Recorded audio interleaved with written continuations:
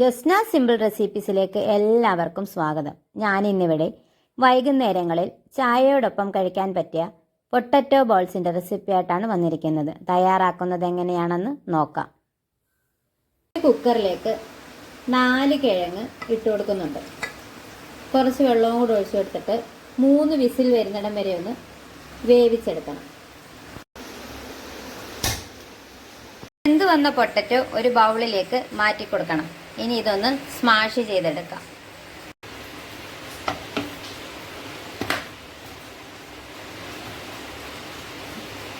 Potato എല്ലാം നന്നായിട്ട് smash ചെയ്തെടുത്തിട്ടുണ്ട്. ഇനി ഇതിലേക്ക് നമുക്ക് കുറച്ച് പൊടികളൊന്ന് ആഡ് ചെയ്ത് കൊടുക്കണം.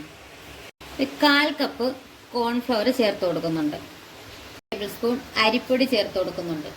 പാകത്തിന് ഉപ്പ് ചേർത്ത് കൊടുക്കണം. 1 ടീസ്പൂൺ മുളക് പൊടി ചേർത്ത് കൊടുക്കുന്നുണ്ട്. ഇതെല്ലാം കൂടെ നമുക്ക് നന്നായിട്ടൊന്ന് മിക്സ് ചെയ്തെടുത്തിട്ട് വരാം. ഞാൻ നന്നായിട്ടൊന്ന് കുഴച്ചെടുത്തിട്ടുണ്ട്.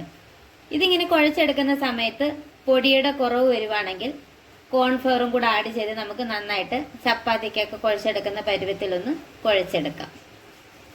ഇതിൽ നിന്ന് നമുക്ക് കുറേശ്ശെ മാവെടുത്ത് ഇതിങ്ങനെ ചെറിയ ബോൾസുകളായിട്ടൊന്ന് ഉരുട്ടി മറ്റൊരു പാത്രത്തിലേക്ക് മാറ്റി വയ്ക്കാം. ഇപ്രകാരം തന്നെ ബാക്കിയുള്ളവയെല്ലാം ചെയ്തെടുക്കണം. എല്ലാം ഞാനിവിടെ ബോൾസ് ആക്കി എടുത്തിട്ടുണ്ട്. ഇനി ഇത് നമുക്കൊന്ന് ഫ്രൈ ചെയ്തെടുത്തിട്ട് വരാം. ഇനി ഒരു പാൻ അടുപ്പിൽ വെച്ച് കുറച്ച് ഓയിൽ ഒഴിച്ചു കൊടുക്കാം. ഓയിൽ നന്നായി ചൂടായി വരുമ്പോൾ നമ്മൾ തയ്യാറാക്കി വെച്ചിരിക്കുന്ന പൊട്ടറ്റോ ബോൾസ് ഓരോന്നായി ഇട്ട് കൊടുത്ത് ഫ്രൈ ചെയ്തെടുക്കാം.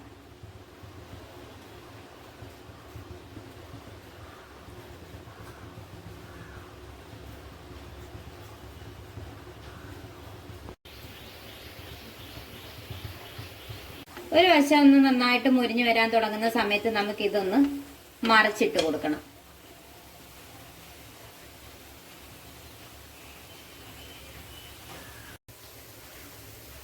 രണ്ട് വശവും നന്നായി മുരിഞ്ഞു വരുമ്പോൾ നമുക്ക് എണ്ണയിൽ നിന്നും മാറ്റി കൊടുക്കാം.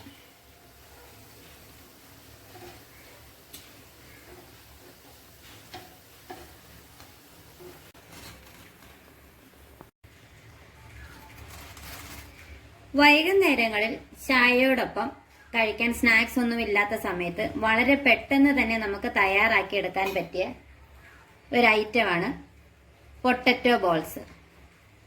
നിങ്ങൾക്ക് എൻ്റെ ഈ ചാനൽ ഇഷ്ടപ്പെടുന്നുണ്ടെങ്കിൽ ഒന്ന് ലൈക്ക് ചെയ്യുകയും സബ്സ്ക്രൈബ് ചെയ്ത് സപ്പോർട്ട് ചെയ്യുകയും ചെയ്യണേ. എല്ലാവരും തയ്യാറാക്കി നോക്കിയിട്ട് ഫീഡ്ബാക്കും അറിയിക്കണേ. ഇനി ഒരു ഈസി റെസിപ്പി ആയിട്ട് കാണുന്നത് വരെ താങ്ക്സ് ഫോർ വാച്ചിങ്.